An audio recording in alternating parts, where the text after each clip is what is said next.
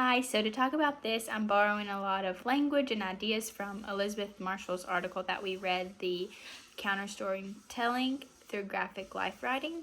So I had never really considered a counter narrative before. I know a lot of the books that we've read so far are counter narrative because they present marginalized characters in a different way, but I think this one is really intentional in the way that it does that. So the character Charles is presented in this book as a different type of African American boy than we are used to being introduced to. A lot of times, African American young boys are presented to love sports, be wild, get in trouble, things like that. But in this book, we see a totally different side of that. So I chose a couple of poems, but one that I really liked was the one called The Athlete. And you can ignore my stickies because I already had a bunch on here about this page because I loved it.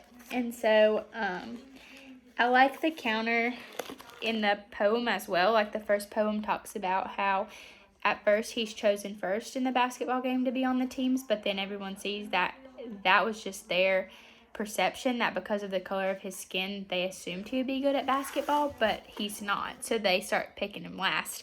And for reading, it's the exact opposite. They assume that there's no way he could be a great reader, but then he reads once and everyone is captivated by the way that he reads and they choose him every single time.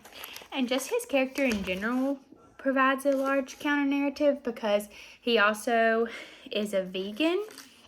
And so I really like this poem too, about dinner conversations. It's what it's called. And it just says, like, his dad just doesn't understand. He's like, soul food is our history. And it says, I clamp my teeth down to hold back everything. I want to say it about how soul food leads to cancer and diabetes. So he is unique from his family as well because he's going away from the norm in his family and being his own person. So that's just a big change. And I think it's important for every student, but especially African American boys, to read this and say, you know, it's okay to have your own identity. You don't have to identify in the typical way that people think that you will. And so one thing I learned from the article is that counter narratives emerge in images and in narratives. So just through the book, there are a lot of images that provide counter narrative too. So I spoke about this poem in my blog too, but it's Beach Day, and it talks about how the white people have their hair twisted into dreadlocks, but they still don't want to be friends with Charles, and he doesn't understand why people that look so much like him wouldn't want to be friends with him. So that is also providing a counter narrative through image and through the words on the page. And then another page that really struck me was about going downtown, or to the bad part of town, is what it's referring to. And I thought it was interesting because typically we hear about, you know, white people have these stereotypes where they wouldn't want to go downtown at night because they would be scared of a black person probably. But in this, a counter narrative is provided of Charles's family doesn't want him to go to the bad side of town either. And it talks about Irene's aunt not wanting to go down there. So that shows that his family is afraid too, not just of, they might be afraid of police officers or different things than white people might be afraid of, but they are feeling the same feelings. And so one part that I really liked on the article, it talked about how racism still continues to structure schooling, and that was also depicted in this book.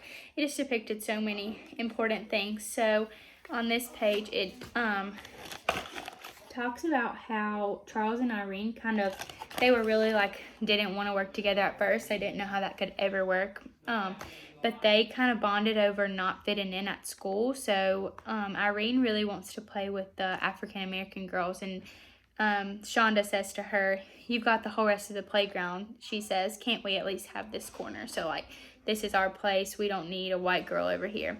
And Charles is feeling the same way. Even friends that he had in the summer are telling him, like, don't be around us. So I thought that was really interesting too, just to show how like they both felt. And then this whole book just really demonstrates how we can challenge and dismantle the oppressions that are so set in our schools and just in our society in general. Another page that I really liked was in the beginning where it talks about the authors write a poem about Irene and her hair, and it talks about Charles's hair on the other page.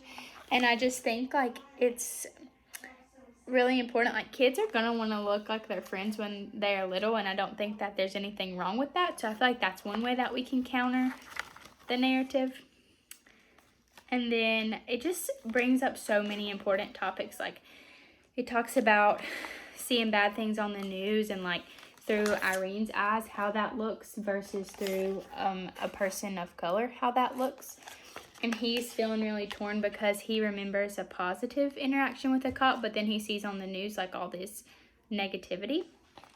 And so, let me see if I had anything else smart.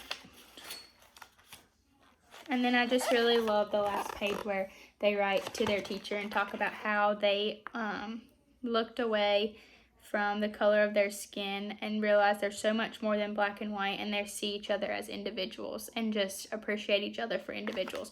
So I think this whole book gives an idea of how we can counter these ideas in our own classrooms by just being intentional in the way that we share books like this and encourage students to hang out with different friend groups and just promote an inclusive environment within our classrooms.